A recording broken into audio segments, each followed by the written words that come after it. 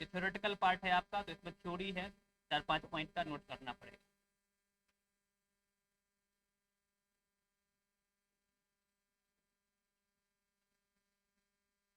Limitation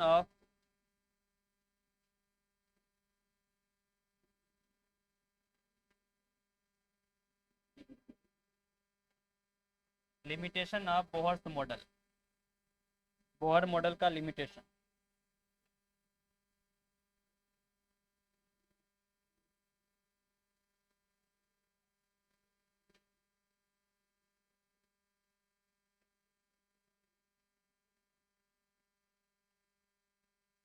Bohr's theory does not explain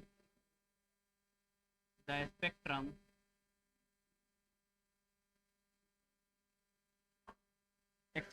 spectrum of multi electron atom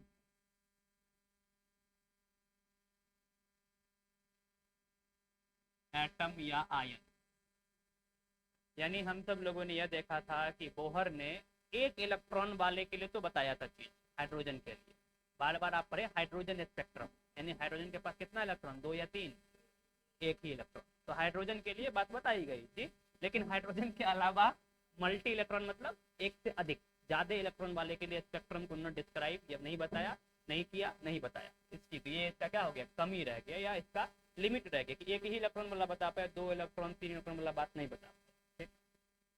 दूसरा, आप याद कीजिए बोहर के मॉडल में आपको यह बताया गया था कि किसी भी ऑर्बिट में जो एंगुलर मोमेंटम हुआ करता है किसका, इलेक्ट्रॉन का, वह h/2 का इंटीग्रल मल्टीपल होता है बताया गया था आपके बोहर के मॉडल में कि those electron can only revolve around in the orbit which have angular momentum integral multiple of h/2, ऐसा बताया गया था कि इंटीग्रल मल्टीपल होगा, यानी पूर्णांक गुणज होगा। किसका पूर्णांक गुणज होगा, h/2 का। कौन, इलेक्ट्रॉन का कोणीय संवेग, एंगुलर मोमेंटम इसे कहते हैं हम लोग। लेकिन ये एंगुलर मोमेंटम h/2 ही क्यों आया, इस बात का कोई प्रूफ नहीं। हाँ, ये नहीं बताया, बस ये होता है, इन्होंने मान लिया या इन्होंने बता दिया कि यही होता है, ये मानो। ये कैसे आया, क्यों आया, कहाँ से आया, इस बात का एक्सप्लेनेशन नहीं था। ठीक है, तो ये दूसरी कमी थी आपकी board. Y the angular momentum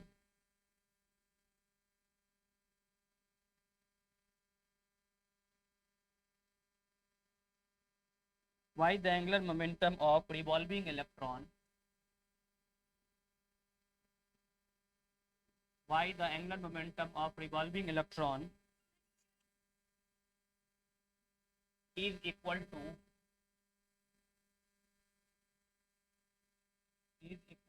h/2 ठीक है, ये बात has not been explained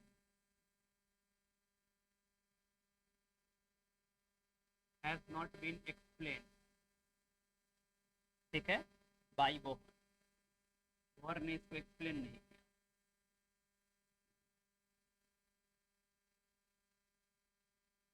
ठीक, तीसरी बात, Bohr interrelated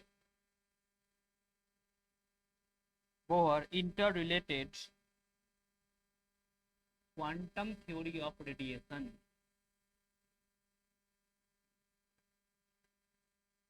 quantum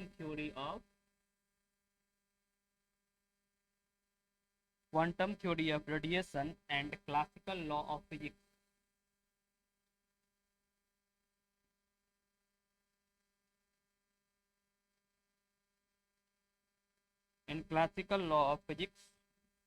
without any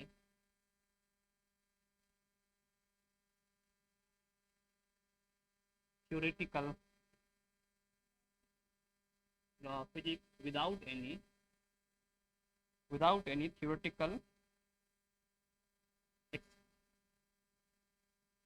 theoretical explanation।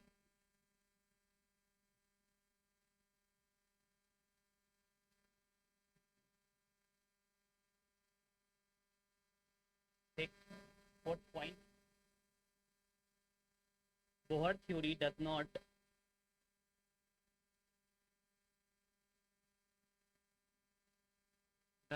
explain the fine spectral line,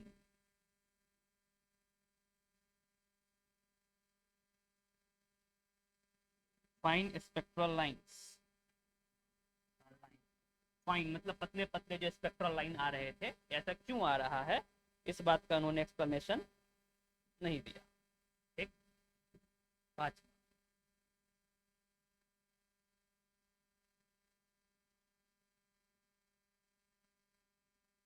Bohr theory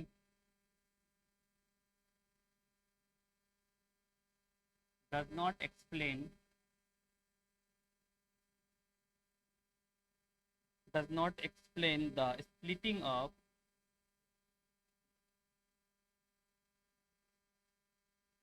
splitting of a spectral line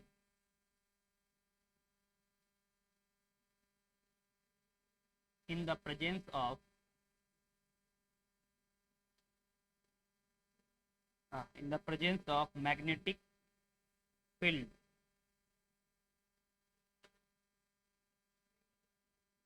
magnetic field के bracket में लिख देंगे, इसको हम लोग कहते हैं Zeeman effect, Zeeman effect. Magnetic field के अलावा एंड करके लिखेंगे इलेक्ट्रिक फील्ड, इलेक्ट्रिक फील्ड वाले को हम लोग कहते हैं Stark effect, Stark effect KS, Stark effect.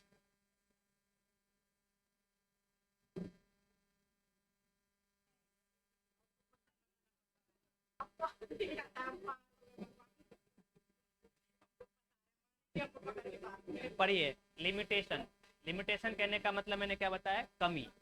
अब देखिए कमी में सबसे पहला कमी बताया गया क्या, कि जो भी स्पेक्ट्रम हम सब लोगों ने बनाया था, लास्ट क्लास में हम सब लोगों ने स्पेक्ट्रम पढ़ा था। देखिए ये जो स्पेक्ट्रम हम लोगों ने पढ़ा था, इस स्पेक्ट्रम में जो भी स्पेक्ट्रम ये सब बनाया गया है, ये सब हाइड्रोजन के लिए बनाया गया। हाइड्रोजन में कितना इलेक्ट्रॉन, एक, यानी सिंगल इलेक्ट्रॉन वाले के लिए काम किया गया। देखिए इनका नाम भी हम सब लोगों ने दिया है हाइड्रोजन स्पेक्ट्रम। ठीक है, इसका मतलब क्या हुआ कि इसके बाद का जो स्पेक्ट्रम था, यानी कोई ऐसा एलिमेंट था जिस एलिमेंट में 2 इलेक्ट्रॉन थे, जिसमें 3 इलेक्ट्रॉन थे या उससे भी अधिक थे, वैसे इलेक्ट्रॉन का जो स्पेक्ट्रम था, इस बात को इन्होंने एक्सप्लेन नहीं किया। इन्होंने सिर्फ सिंगल इलेक्ट्रॉन वाले स्पेसीज, इसीलिए आप हाइड्रोजन के अलावा भी अगर किसी का बनाए हैं, मान के चलिए हीलियम का, तो आपने क्या किया, हीलियम में से एक इलेक्ट्रॉन को उड़ा दिया, हीलियम प्लस करके लिखा। अगर आपने लिथियम का बनाया है तो लिथियम के ऊपर आपने 2 प्लस लगा के बनाया है, यानी इलेक्ट्रॉन आपने एक ही रखा। यानी सिंगल इलेक्ट्रॉन वाले के लिए तो ये काम लागू था, या ये बात लागू हो रही थी, या उन्होंने बता रहे थे। मल्टी इलेक्ट्रॉन मतलब मेनी इलेक्ट्रॉन वाले स्पेसीज के लिए ये बात नहीं बता रही थी। तो पहला कमी यहाँ पर रह गया। दूसरा कमी बता रहा है क्या, कि जो आपने इनके थ्योरी में पढ़ा, कि आपने थ्योरी जब पढ़ा था तब आपको जब मैंने बताया था कि उस ऑर्बिट में सिर्फ वही इलेक्ट्रॉन रह सकते जिस इलेक्ट्रॉन का एंगुलर मोमेंटम h/2 पाई का मल्टीपल होगा, तो आप बहुत खुश हुए थे कि सर एक नया चीज मिलने को मिला, और ये भी समझ में आया कि वही इलेक्ट्रॉन रह सकता है, बाकी इलेक्ट्रॉन नहीं रह सकता है। तो हमको एक बात, कॉन्सेप्ट वहां समझ में आया था। लेकिन ऐसा क्यों रहेगा, या ये कहाँ से आया, इस बात का कोई एक्सप्लेनेशन नहीं था। हाँ, ये बात मानते, ये बात फिट हो गया, उनकी बात कहने से थ्योरी अच्छी हो गई, थ्योरी में पता कुछ चलने लगा। लेकिन कहाँ से आया, इस बात को एक्सप्लेन नहीं। क्यों, why the angular momentum the revolving electron is equal to h/2 pi, ऐसा क्यों होगा, इसको इन्होंने एक्सप्लेन फिर से नहीं किया। तीसरी बात, बोर जो है रिलेट किया आपस में, किसको, तो क्वांटम थ्योरी ऑफ रेडिएशन आपने पढ़ा था, किसका थ्योरी, याद कीजिए, क्वांटम थ्योरी ऑफ रेडिएशन में आपने किसका थ्योरी पढ़ा था। देखिए, तो इन्होंने इन दोनों को बोर इंटर रिलेट किया, आपस में दोनों को रिलेशन में लाया, लेकिन रिलेशन में बिना किसी एक्सप्लेनेशन के ले आया। जो बोहर ने प्रूफ किया था रेडियस, बोहर ने प्रूफ किया था वेलोसिटी, बोहर ने बताया था आपको एनर्जी, उन दोनों सब में याद कीजिए कि बोहर ने थ्योरी, क्वांटम थ्योरी को और क्लासिकल मैक्सवेल के थ्योरी को, दोनों को जोड़ जोड़ कर ये सब बातें बताई। लेकिन इन सब बातों को क्यों उन्होंने इक्वल किया या क्यों यूज किया, इस बात का कोई एक्सप्लेनेशन नहीं, सिर्फ उन्होंने यूज कर लिया। जो पहले से प्रूव्ड था उस थ्योरी को उन्होंने यूज कर लिया। क्यों यूज कर रहे हैं, या इसको यूज करना क्यों जरूरी है, इस बात का फिर से कोई एक्सप्लेनेशन नहीं दे रहे हैं। इन्होंने ये भी जो बताया तो ये बता दिए, ये लागू हो गया, हम यूज करने लगे, लेकिन इसका एक्सप्लेन नहीं कर रहे हैं, इसको भी एक्सप्लेन नहीं कर रहे हैं। उसके अलावा बोर के थ्योरी में ये बात नहीं बताया गया कि फाइन स्पेक्ट्रल यानी पतले पतले स्पेक्ट्रल लाइन क्यों बने।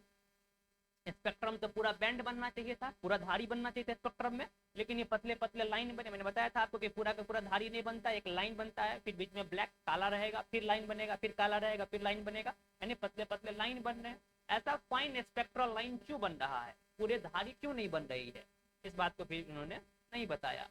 इन्होंने ये भी नहीं बताया कि ये जो स्पेक्ट्रल लाइन थे जिस तरह से पास कर रहे थे, बगल में कोई मैग्नेटिक फील्ड इलेक्ट्रिक फील्ड लगाने पर ये अपने पाथ से डेविएट कर जा रहे थे, अपने पाथ को छोड़कर इधर उधर मुड़ जा रहे थे। ये क्यों डेविएट कर जा रहे हैं, स्पेक्ट्रल लाइन बन रही है, स्पेक्ट्रल लाइन का जो पाथ है, जो रास्ता उधर से गुजरना चाहिए था, बगल में कोई इलेक्ट्रिक फील्ड लगा दिया गया, बगल में कोई मैग्नेटिक फील्ड लगा दिया गया, तो ये डेविएट कर गए, अपने रास्ते को छोड़कर इधर उधर घूम गए।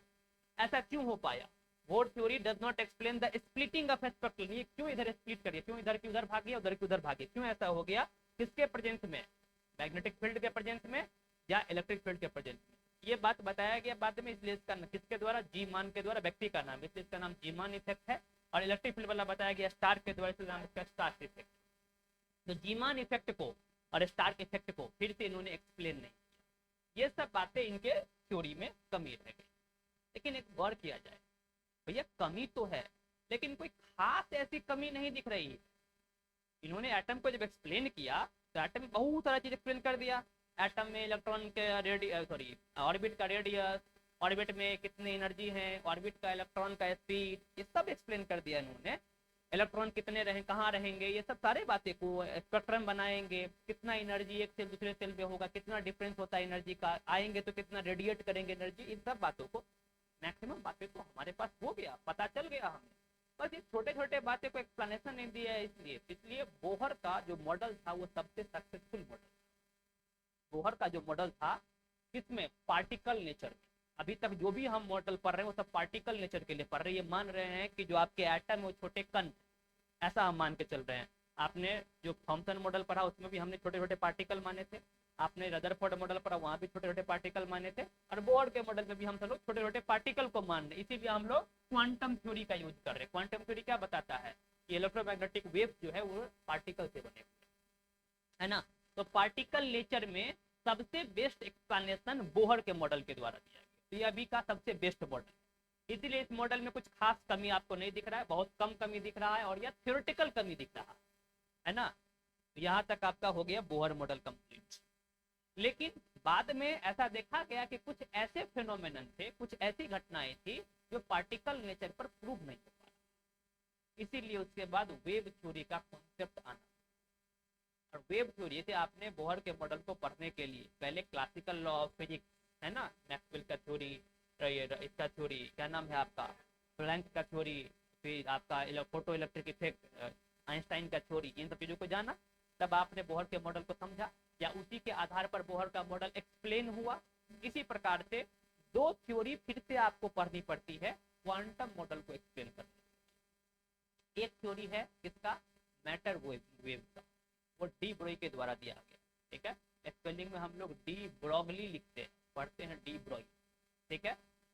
तो डी ब्रोई के द्वारा दिया गया है मैटर वेव का, ठीक। और दूसरा दिया गया है हाइजेनबर्ग के द्वारा अनसर्टेनिटी का प्रिंसिपल। इन दोनों को जब पढ़ते हैं तब हम क्वांटम मॉडल को समझ पाते हैं। तब फिर से हमको इन दोनों को पढ़ना पड़ेगा।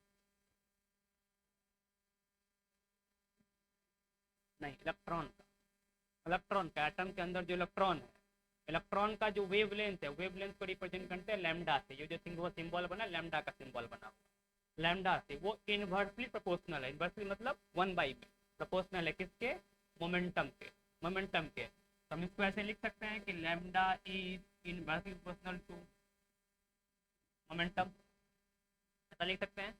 जब प्रोपोर्शनलिटी के साइन को आप रिमूव करेंगे तो यहाँ पर एक कांस्टेंट आएगा, फिर से वो कांस्टेंट आता है एच।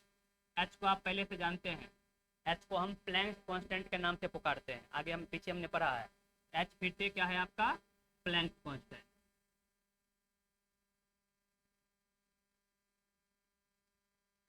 प्लैंक कांस्टेंट है आपका। एच का वैल्यू कितना होता है, ठीक है, 6.626 - 34 जूल सेकेंड। ये वैल्यू होता है आपके प्लैंक से कांस्टेंट का। ठीक है। अब ये जो मोमेंटम है, आपको पता है कि मोमेंटम बराबर क्या होता है? मोमेंटम बराबर होता है मास इंटू वेलोसिटी, यानी p बराबर होता है m इंटू वी। इसको हम चेंज कर सकते हैं m इंटू वी से, यानी देयरफॉर लैम्डा बराबर h बाई एम बी और लैम्डा बराबर h बाई p।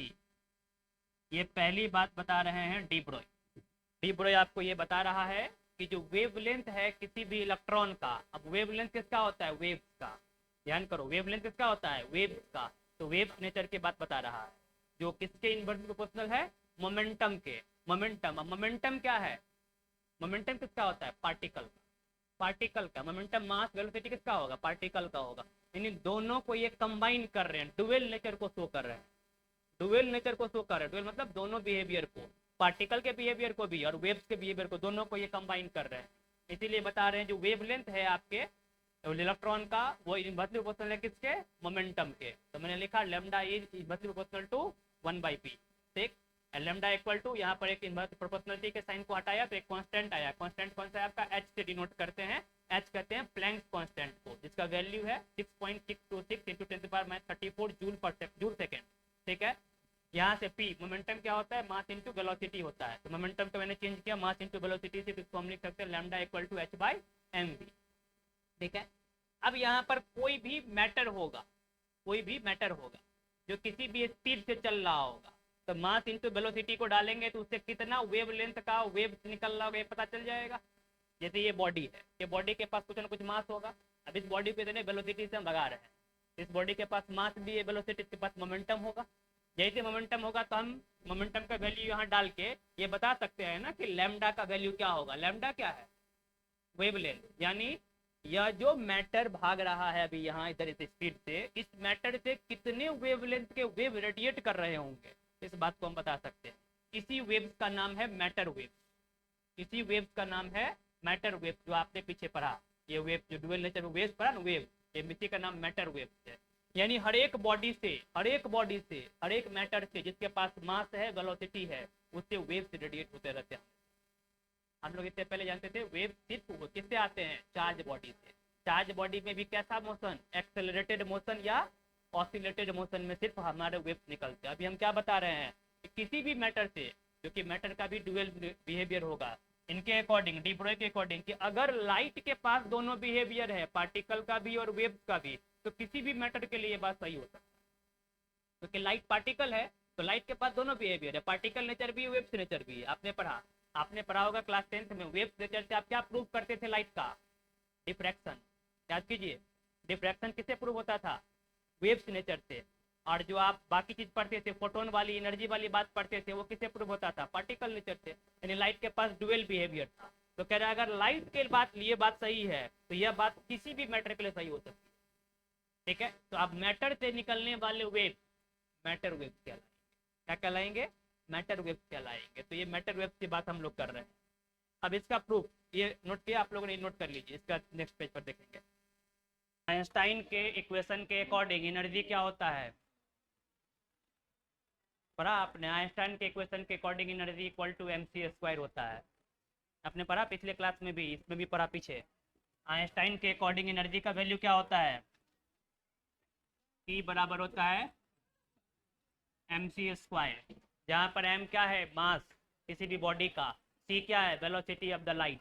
ठीक है, आप उसको c कहते हैं।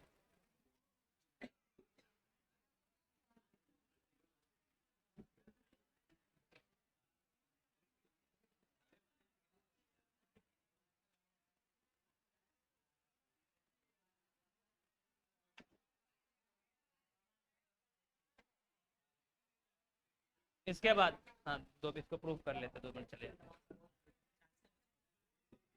क्या करें हम, 2 मिनट ही चलने, 2 मिनट में बंद कर देंगे। नहीं, बीच में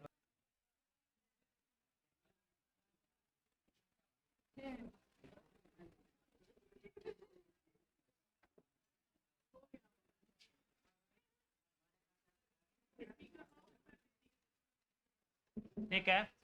अब प्लैंक्स के थ्योरी के अकॉर्डिंग एनर्जी क्या होता है? प्लैंक्स के थ्योरी के अकॉर्डिंग एनर्जी क्या होता है? Energy equal to h into nu, h into frequency. याद कीजिए, energy is directly proportional to frequency. Proportionality के साइन को हटाया था, कांस्टेंट आया था प्लैंक्स कांस्टेंट। तो एनर्जी इक्वल टू क्या लिखा था? H nu. ये अकॉर्डिंग टू प्लैंक्स लिखा था।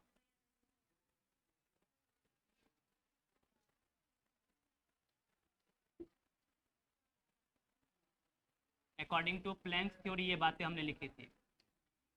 कोई दिक्कत? जहाँ पर ये जो न्यू था, ये न्यू क्या होता है? ये क्या है? फ्रीक्वेंसी है।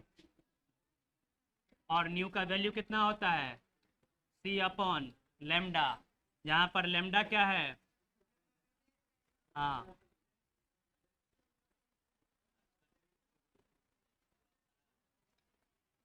लेमडा क्या है आपका? वेवलेंथ। अब देखो दोनों तरफ एनर्जी है, ये भी एनर्जी है, ये भी एनर्जी है, दोनों तरफ एनर्जी है ना। दोनों तरफ को हम इक्वेट कर दे, दोनों इक्वेट कर दे तो देखिए एम सी, ये इक्वेशन नंबर 2, इक्वेशन नंबर 1। हाँ, according to equation 1 and 2, m c square equal to h nu. ठीक, न्यू के जगह सी अपॉन लेमडा लिखे, m c square equal to h c upon lambda.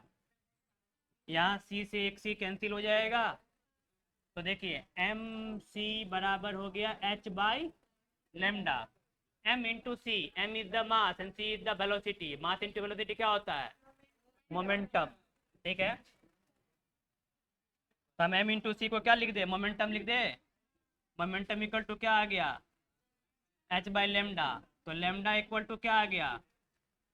H by momentum. यही बात आपका, ठीक है, यही बात आपका कौन बता रहा था?